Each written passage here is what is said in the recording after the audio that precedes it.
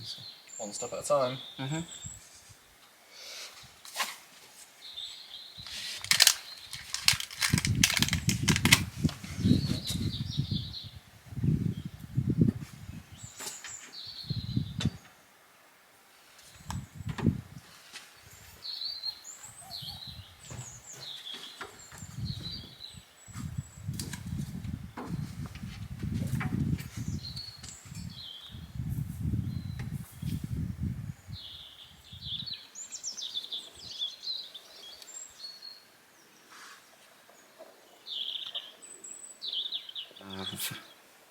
No less than 42 little tobacco plants. And it was my partner, my fiancé, who transplanted them. It was really nice, actually. We've never done much gardening together because well, it's just not his biggest hobby, I guess. And he's also felt a bit insecure about it, and especially when it's a big interest of mine, it just, I guess, makes him feel like it's not his area, if that makes sense. But these tobacco plants are his passion project, and it's more or less the first time that he's really taking the lead in a gardening project. This is something he wants to do because he smokes the pipe. So he wanted to try and grow his own tobacco, and they did have a little bag of tobacco seeds. And over here in the window are the tomatoes that I transplanted the other day. And about half of all of these will grow in the greenhouse.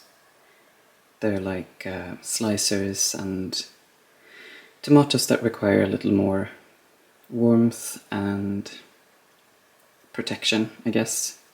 And half of them are slightly hardier varieties that can grow outside, even here in Sweden, as long as it's a sunny spot. And my goal is to find as many good tomato varieties as I can that can grow outside well, it just makes it more flexible, and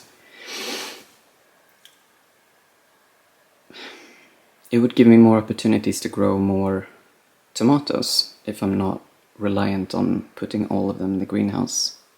Especially now, because on this property, even if we're very, very happy to have found a place that had a greenhouse already when we moved in, it's not a very big one. I would think it's about 12 square meters maybe. And there are only so many plants you can fit in there. So if I wasn't able to grow tomatoes directly in the ground outside, I would be very limited in how many plants I could grow. So that's a little project of mine, just experimenting with the slightly hardier varieties and trying to find my favorites among those. And behind them we have one normal basil. I can never remember which is which. English is such a weird language. And one cinnamon basil. Basil sounds better, doesn't it? And over here we have my tray of very crowded peppers, chilies, and aubergines. I think that's what we have here. And this is really a good example of gardening being a delayed feedback system, like I talked about the other day. Because previously I haven't really succeeded with peppers and chilies, and I thought that was because I sell them too late, because they have a fairly long growing season. They grow quite slowly, and it takes a lot of time for the fruits to mature and all that. So I figured I'll just sow them really early this year. And I can't remember if I did it in mid or late January or maybe early February. It was early. And then I did something different from what I've done the previous seasons, because then I've allowed them to germinate inside the house on the bathroom floor, where we have the floor is warm and we can adjust the temperature. So I put them on the floor, at 22 degrees Celsius. And then when they had started growing, I have put them down in the cellar in the little plant growing station that I have set up there with plant lights and everything. And the temperature in the cellar is somewhere between 12 and 15 degrees, depending on if I put the radiator on or not. And this year I put them in the living room window after germination instead. So they've been standing in a south-facing window with extra plant lights in an environment that has been between maybe 18 and 25 degrees. It shifts a lot because we heat the house with a fire stove, so it's not a very even temperature, but it's been fluctuating between those temperatures, I would say. And as you can see, they're quite big. They're a bit too big, probably. I don't think it's going to be a problem, but I mean, they're already much bigger than they got during the entire season last year. And I don't know if you can see, but here's one of the pepper plants, and it's flowering. Several others are developing little buds. This is an eggplant, an aubergine. I'm really excited about those. I've never grown those before. I love growing everything that grows very big. So one of my favorite things to grow is pumpkins and squashes and things, because they grow fast and they grow very, very large. And there's just something about big leaves. I guess it's some kind of instant gratification. It just feels like you get a lot from one seed. And it's fascinating how a little seed can grow into something so big. And here we are in the cellar. So this is the plant station that I have set up. It's not very big, as you can see, but it's so far it's enough for the amount of plants and seeds that I need for the garden.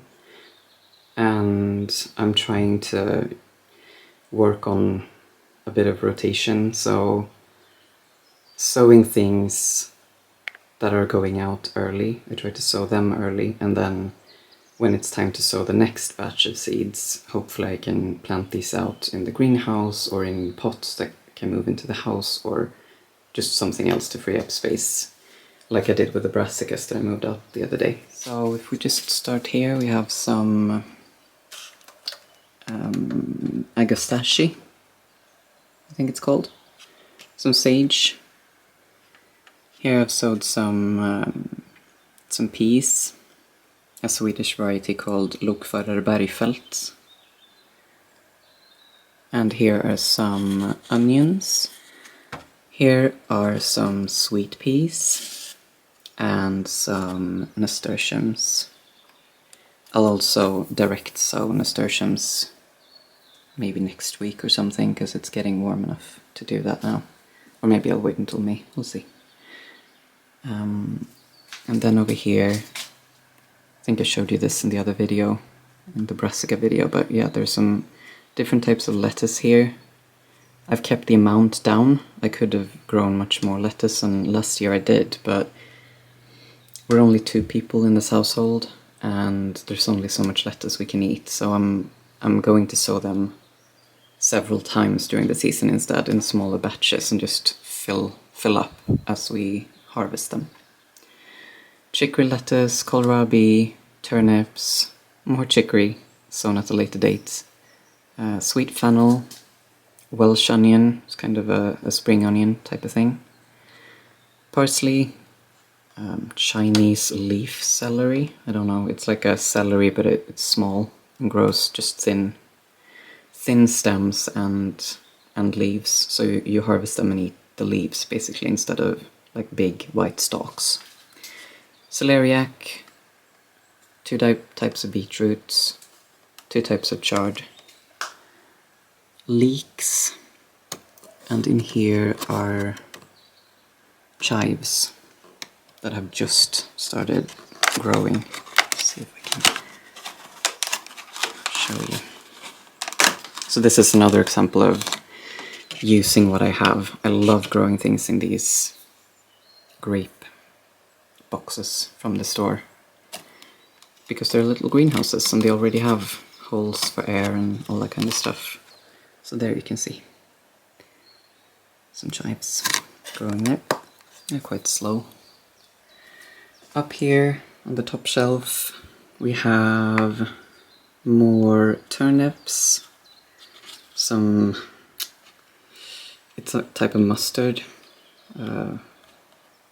like salad mustard called Osaka purple. Wild rocket or rucola. It's a perennial, so I'm hoping that they will just establish in the garden and then just keep coming back every year. That would be amazing. Salladskål. It's a type of cabbage. It's the one that you make kimchi out of traditionally. Coriander, dill, and peas. And then we have more celeriac. There's the celeriac. And at the back we have some very tired looking broccoli. I need to water them a little bit. It's a purple sprouting broccoli. And here are some cosmos. So just flowers for the garden. And actually at the top shelf I have trays of potatoes that I'm leaving here so that they can start sprouting. You can see that this variety has already started sprouting. This one over here is slower. And I think it's because it's too dark. And with the temperatures now, I think I could probably take them outside actually and just let them sit in the sun during the day. So that they grow nice and green and with big, strong sprouts. And I think those are all of the seeds and seedlings that I have going at the moment, except for a very small pot of corn, sweet corn, that I'm germinating in the bathroom, on the warm bathroom floor. That is about that.